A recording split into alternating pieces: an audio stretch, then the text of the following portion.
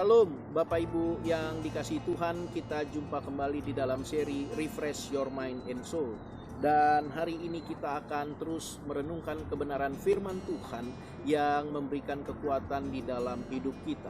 Hari ini kita akan sama-sama merenungkan dari kitab Kejadian pasal 3 ayat 8 dan 9. Demikian firman Tuhan. Ketika mereka mendengar bunyi langkah Tuhan Allah yang berjalan-jalan dalam taman itu pada waktu hari sejuk, bersembunyilah manusia dan istrinya itu terhadap Tuhan Allah di antara pohon-pohonan dalam taman. Tetapi Tuhan Allah memanggil manusia itu dan berfirman kepadanya, "Di manakah engkau?"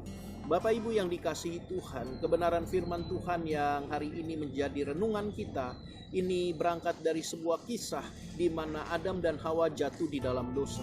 Setelah mereka memakan buah pengetahuan yang baik dan yang jahat, kemudian mereka merasakan sebuah ketakutan dan mereka mencoba bersembunyi dari Allah. Dan mereka melakukan hal ini karena mereka tahu mereka bersalah. Bapak Ibu yang dikasihi Tuhan, penting bagi kita untuk merenungkan satu kebenaran firman Tuhan dari ayat ini.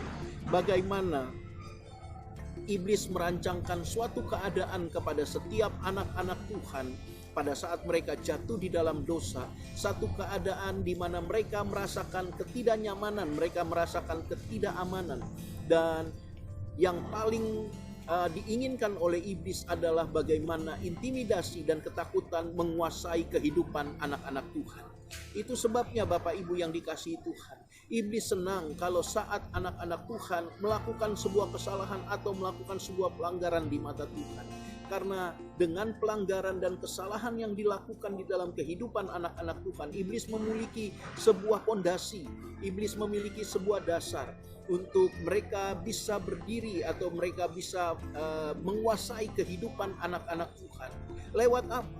Lewat sebuah rasa ketakutan itu, lewat sebuah rasa kebersalahan itu, di mana rasa kebersalahan dan ketakutan itu yang akan digunakan iblis untuk mengintimidasi, untuk menguasai kehidupan anak-anak Tuhan ini. Itu sebabnya Bapak Ibu yang dikasihi Tuhan, sebagai anak-anak Tuhan, kita jangan pernah memberikan peluang kepada iblis menguasai kehidupan kita. Salah satu yang dijadikan sebuah dasar untuk menguasai kita adalah pada saat mereka memiliki pondasi, yaitu rasa bersalah dan ketakutan yang kita miliki. Dan jika dengan demikian, maka dia bisa menguasai kehidupan kita. Sampai pada akhirnya kita semua menjadi budak dari apa yang menjadi keinginan iblis di dalam kehidupan kita. Mari Bapak Ibu yang dikasihi Tuhan, kita sadari hal ini. Kalau Tuhan menginginkan agar setiap kita mengikuti apa yang Tuhan kehendaki dan tidak melanggar apa yang Dia sudah inginkan di dalam kehidupan kita untuk kita lakukan, itu semata-mata karena Tuhan juga tahu apa yang menjadi strategi iblis di dalam kehidupan kita untuk menguasai hidup kita. Jangan biarkan kita masuk di dalam perangkap iblis dengan melakukan apa yang tidak Tuhan inginkan, melakukan apa yang Tuhan tidak kehendaki. Kita harus mempertahankan kehidupan kita dengan sungguh-sungguh. Kita harus menggunakan segenap kebenaran firman Tuhan sebagai pegangan di dalam kehidupan kita untuk kita bergerak di dalam kehidupan kita, melakukan segala aktivitas kita bersama dengan Tuhan. Lihat kejadian ini. Adam dan Hawa masuk di dalam perangkap iblis. Mereka masuk di dalam tipu daya iblis. Sampai pada akhirnya mereka melanggar apa yang ditetapkan Tuhan. Dan inilah yang membuat pada akhirnya iblis bisa menguasai kehidupan mereka. Rasa takut dan bersalah yang dimiliki Adam dan Hawa itu sampai saat ini bisa kita rasakan. Mari sadari hal ini. Jangan biarkan iblis mengintimidasi kita. Bagaimana caranya? Tetap lakukan apa yang Tuhan kehendaki. Tetap berpegang pada kebenaran firman Tuhan.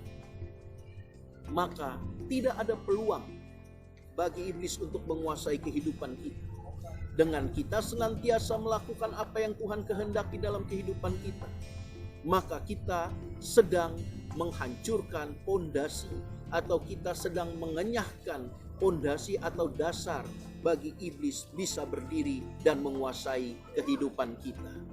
Mari kita senantiasa untuk menaklukkan diri kepada kebenaran firman Tuhan di dalam kehidupan kita.